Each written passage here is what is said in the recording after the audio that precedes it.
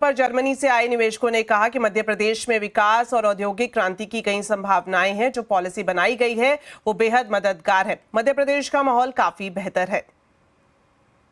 We have some delegates from Germany. Sir, welcome to Madhya Pradesh, and how you are looking the land of new opportunities.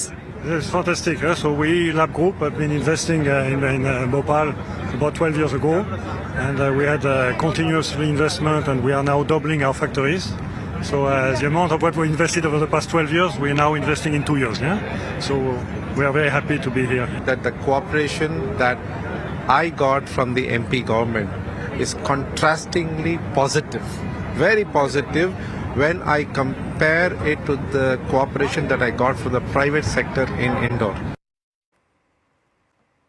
चलिए अब बात करते हैं मध्य प्रदेश की, जहां भोपाल में ग्लोबल इन्वेस्टर समिट का आगाज आज से हो गया है। 2 दिन तक चलने वाले समिट का उद्घाटन प्रधानमंत्री मोदी ने किया। इस मौके पर मध्य प्रदेश के मुख्यमंत्री मोहन यादव के अलावा कई बड़े मंत्री और उद्योगपति भी मौजूद रहे। 60 से ज्यादा देशों के राजनयिक प्रतिनिधि, उच्चायुक्त, काउंसिल जनरल और अंतर्राष्ट्रीय संगठनों के वरिष्ठ अधिकारी भी इस समिट में हिस्सा ले रहे हैं।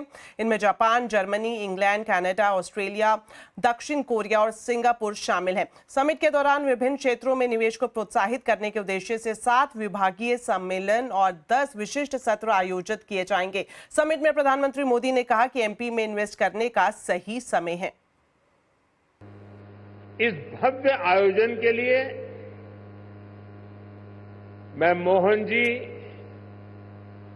और उनकी पूरी टीम को बहुत बहुत बधाई देता हूं। साथियों, भारत के इतिहास में ऐसा अवसर पहली बार आया है जब पूरी दुनिया भारत के लिए इतनी ऑप्टिमिस्टिक है। पूरी दुनिया में चाहे सामान्य जन हो, अर्थनीति के एक्सपर्ट हो, विभिन्न देश हो या फिर इंस्टीट्यूशन, सभी को भारत से बहुत आशाएं हैं।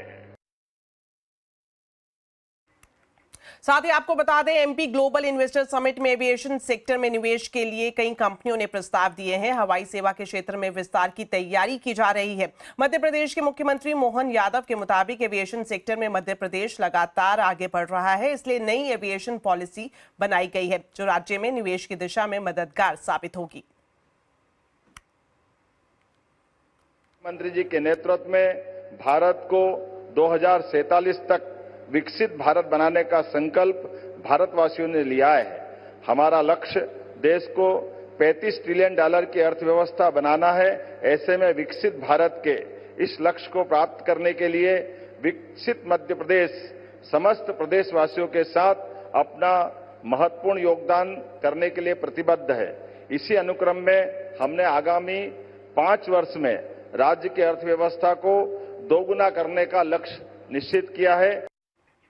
आज राजधानी दिल्ली में यूके के साथ फ्री ट्रेड एग्रीमेंट को लेकर एक अहम बैठक हुई। इस बैठक में वाणिज्य मंत्री पीयूष गोयल और ब्रिटेन के business and trade secretary of state Jonathan Reynolds मौजूद रहे।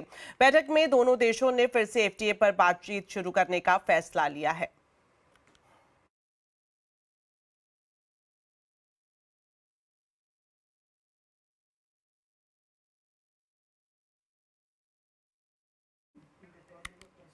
तो चलिए बात करते हैं आस्था के महासंगम महाकुंभ की, जिसका आज 43वां दिन है। महाकुंभ खत्म होने में 2 दिन और बचे हैं। 2 दिन बाद यानी 26 फरवरी को महाशिवरात्रि का आखिरी स्नान है। इससे पहले प्रयागराज में जन सैलाब उमड़ा है। अब तक 62 करोड़ से ज्यादा श्रद्धालु संगम में स्नान कर चुके हैं। आज भी 75 लाख से ज्यादा श्रद्धालुओं ने संगम में आस्था की डुबकी लगाई है।